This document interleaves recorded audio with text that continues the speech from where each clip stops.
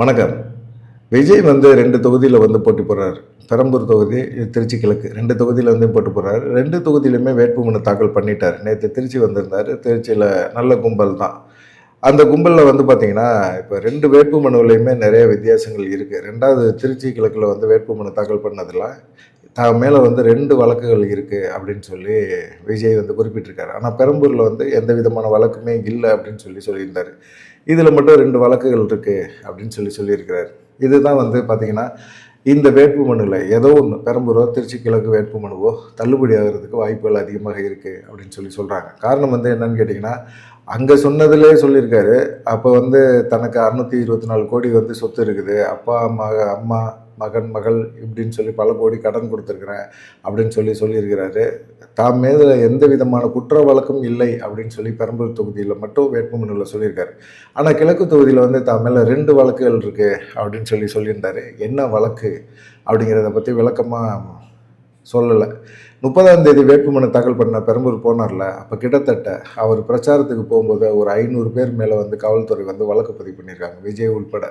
காரணம் வந்து ஏகப்பட்ட கும்பலை சேர்த்தாரு. பிரச்சாரத்துக்கு சொல்லப்பட்ட டயத்துக்கு முன்னாடியே போய் பிரச்சாரம் பண்ணார். அதனால் ஏகப்பட்ட கும்பல், டிராஃபிக்கு, மக்கள் நிறைய அவதிப்பட்டாங்க. மக்கள் எல்லாம் புலம்ப ஆரம்பிச்சிட்டாங்க. அதெல்லாம் சேர்த்து வச்சு தான் காவல்துறை வந்து என்ன செஞ்சாங்க, கிட்டத்தட்ட ஒரு 5000 பேர் மேலே வழக்கு போட்டாங்க. அதில் விஜயும் மேலேயும் வழக்கு இருக்குது. அதே போல் 2025 அவர் மதுரையில் வந்து ஒரு மாநாடு நடத்தினார்ல, அப்போ பவுன்சர்கள் எல்லாமே அந்த நடைபாதை மேலே ஏறி அப்படியே தொண்டர்கள் ஏறும்போது பவுன்சருங்களை அவங்கள தூக்கி போட்டாங்கல்ல, அது இல்லாமல் கேவலமாக பேசுனது, திட்டினது, இது சம்மந்தமாக அவங்களுடைய பெற்றோர் வீடியோவை பார்த்த அந்த லைவை பார்த்த பெற்றோர்கள் வந்து பயந்து மிரண்டு போய் காவல்துறையிட்ட வந்து விஜய் மேலே வழக்கு தொடுத்திருந்தாங்க. அந்த வழக்கு சம்மந்தமாக 2025 நடந்த இந்த சம்பவம் தொடர்பாக விஜய் மேலே வழக்கு இருக்குது அப்படிங்கிற ஒரு விஷயமே விஜய்க்கு தெரியல. விஜய் வந்து என்ன செஞ்சிட்டாரு, அதை பெரம்பூரில் வந்து விட்டுட்டாரு. இப்போது கிழக்கில் வந்து அதை ஞாபகப்படுத்தி அதை வந்து விஜய் வந்து தெரிவிச்சிருக்கிறாரு அப்படிங்கிற மாதிரி பிரமாண பத்திரத்தில் தெரிவிச்சிருக்காரு அப்படிங்கிற மாதிரி சொல்லியிருக்காங்க. விஜய் வந்ததுலேருந்து பார்த்தீங்கன்னா மிகப்பெரிய அளவில் ஒரு கும்பல் தான்.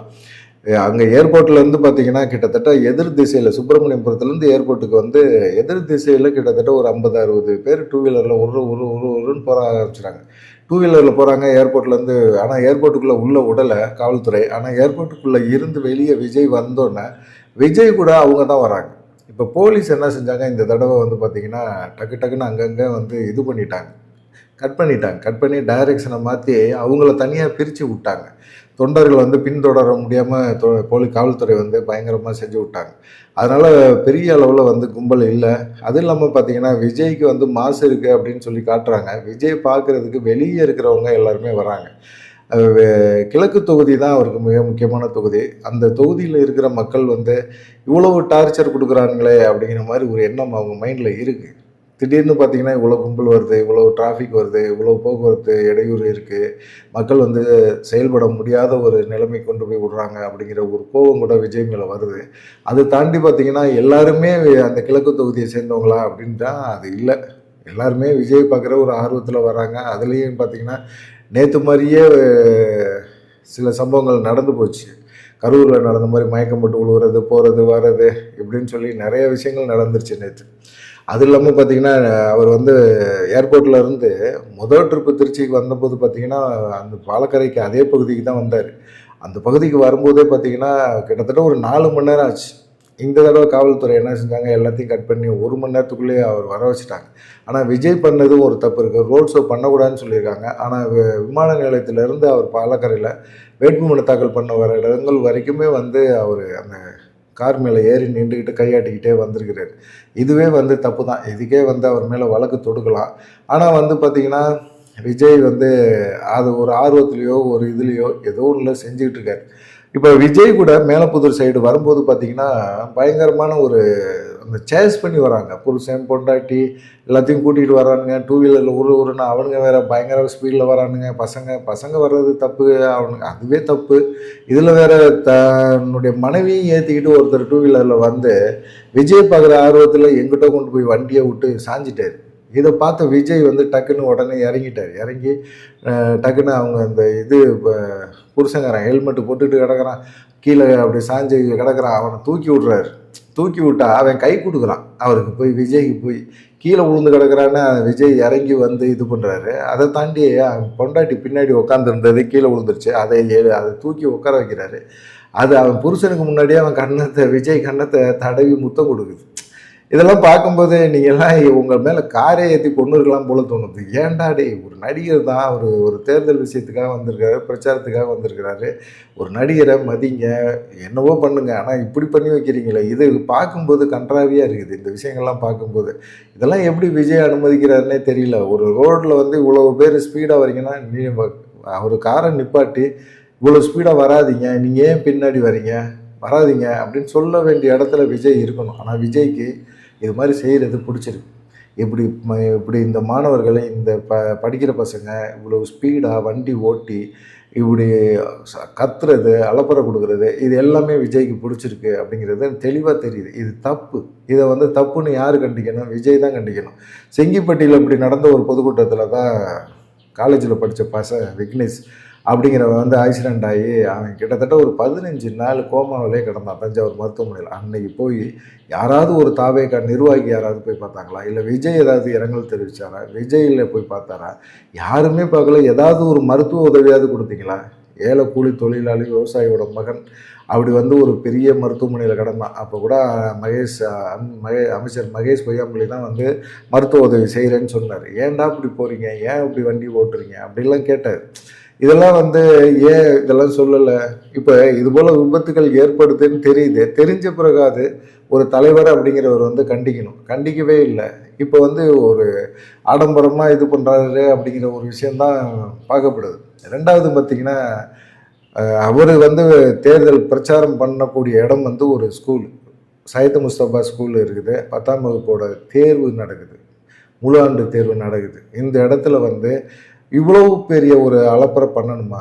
காலையிலேருந்து அவர் பார்க்குறதுக்கு, விஜய் பார்க்குறதுக்கு பயங்கரமான கும்பல்.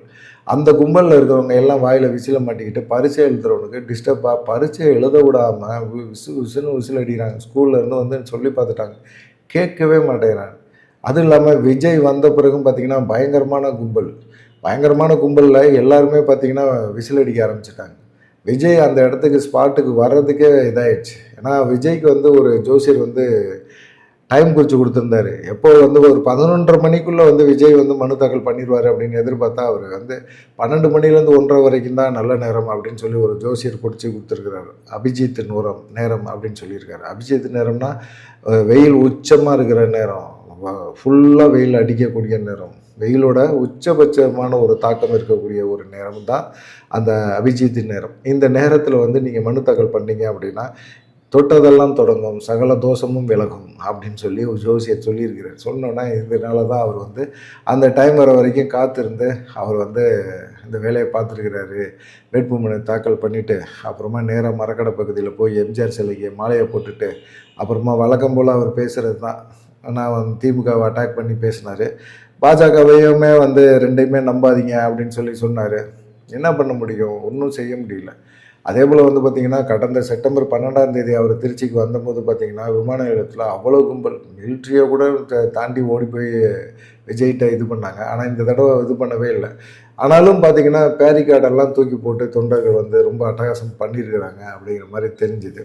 இப்போ என்ன பண்ண முடியும்னு ஒன்றுமே புரியலை. போலீஸுக்கும் காவல்துறைக்குமே என்ன செய்கிறது? எவ்வளோ கட்டுப்படுத்தினாலும் கட்டுப்படவே மாட்டேறாங்க.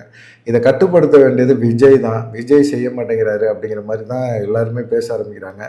அதனால பார்த்திங்கன்னா கிட்டத்தட்ட வந்து இதனால் பாதிக்கப்பட்ட காவல்துறையுமே பாதிக்கப்பட்டிருக்கு. மரக்கடையில் வந்து பிரச்சாரம் பண்ணுறாரு, விஜய் பிரச்சாரம் பண்ணுறாரு. கொஞ்சம் நேரம் தான் பண்ணார், ஒரு 10 நிமிஷம் பேசியிருப்பார். பேசிவிட்டு அவர் கிளம்பிட்டார். கிளம்பும்போது ஆதவ் அர்ஜுனோட கார் இருக்குல்ல, அந்த காரு போய் காவல்துறை பாதுகாப்பு பணியில் இருந்த காவல்துறை சிறப்பு காவல்படை காவலர் ஒருத்தர் மேலே, சதீஷ் அப்படிங்கிறவர் மேலே காலில் வந்து காரை ஏற்றிட்டார் ஆதவ் அர்ஜுனா. தெரிஞ்சு ஏற்றல, தெரியாமல் தான் ஏற்றிருப்பார். ஆனால் வந்து அவ்வளோ பாதுகாப்பு கொடுக்க வேண்டியது வந்து என்னது? முழுக்க பாதுகாப்பு கொடுக்க வேண்டியது நீங்கள். காவல்துறை பாதுகாப்பு கொடுத்தா அந்த சதீஷுங்கிற காவலர் காலில் வந்து காரை ஏற்றி விட்டீங்க.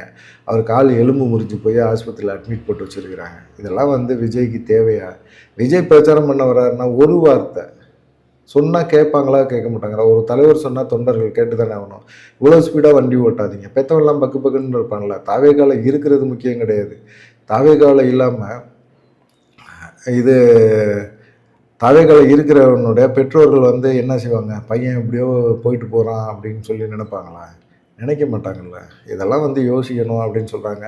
இப்போ ஆதவ அர்ஜுனாவோட கார் டிரைவர் அரவிந்த் மேலே 2 பிரிவின் கீழ போலீஸார் வந்து வழக்கு பதிவு பண்ணியிருக்கிறாங்க. அதே போல் விஜய் வந்தால் தங்குறதுக்கு அப்படின்னு சொல்லிட்டு என்ன செஞ்சுருக்காங்க, அரியமங்கலம் பால் பண்ணைகிட்ட ஒரு வீடு பிடிச்சிருக்காங்க. வீட்டோட வாடகை வந்து ரூ. 6,00,000 2,00,000 அட்வான்ஸ் கொடுத்து வச்சுருக்கிறாங்க. விஜய் வந்தால் இங்கே தான் தங்குவார் அப்படின்னு சொல்கிறாங்க. விஜய் எங்கே தங்க போகிறாரு? அதெல்லாம் சும்மா, அதெல்லாம் இவங்க வந்து கட்சி வேலையெல்லாம் பார்க்குறாங்க. இப்போ தேர்தல் பணி ஸ்டார்ட் ஆயிடுச்சு. அதனால் வந்து பார்த்திங்கன்னா இவங்க செலவு பண்ணுற காசுகள் எல்லாமே வந்து கணக்கில் ஏறிடும். அப்போ வந்து ஒரு ஆளுக்கு 60,00,000 செலவு பண்ணணும் அப்படின்னு சொல்லியிருந்தாங்க அப்படின்னா, இந்த கணக்கே நேற்று ஒரே நாளில் செலவாயிருக்கும் போல இருக்குது. இப்போ வந்து இவர் வந்து கேரளாவில் இருந்து பவுன்சர்களை வந்து அக்ரிமெண்ட்டில் கூட்டிகிட்டு வந்திருக்கிறாரு. அப்படிப்பட்ட இதில் வந்து அதெல்லாம் கணக்கில் ஏற்றுவாங்கல்ல. இப்போ தேர்தல் வேட்புமனு தாக்கல் பண்ணியாச்சு அப்படின்னா அதெல்லாம் கணக்கில் ஏற்றுவாங்க. அப்படி பார்த்தீங்கன்னா நேற்றே வந்து கிட்டத்தட்ட அவர் வந்து அந்த இதை நெருக்கியிருப்பார் அப்படின்னு தெரியுது.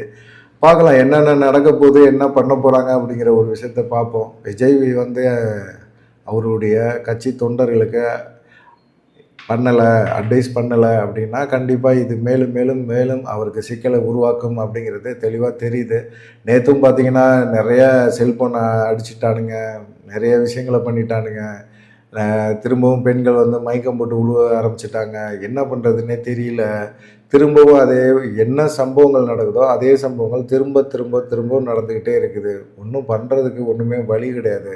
ஆனால் நேற்று திருச்சியில் இருக்க காவல்துறையினர் வந்து கொஞ்சம் நல்லாவே ஒரு கட்டுப்பாடோடு தான் எல்லாத்தையுமே அங்கங்கே வந்து பேரிகார்டை வச்சு லாக் பண்ணி அங்கங்கே நிப்பாட்டிட்டாங்க. நிப்பாட்டினால ஒரு பெருமளவில் வந்து விபத்துகளை வந்து தடுக்க முடிஞ்சுது. காவல்துறையுடைய செயல்பாடுகள் நேற்று நல்லா இருந்துச்சு. விஜயும் வந்து கண்டிக்கணும். பார்க்கலாம். 2 வேட்புமனு போட்டிருக்காரு. பெரம்பூரில் வந்து வழக்கு எதுவும் இல்லைன்னு சொல்லியிருக்காரு. கிழக்கில் வந்து 2 வழக்கு இருக்குதுன்னு சொல்லியிருக்காரு. பார்க்கலாம் எந்த வேட்புமனு தள்ளுபடி ஆகுது அப்படிங்கிறத பொறுத்திருந்து பார்ப்போம். நன்றி, வணக்கம்.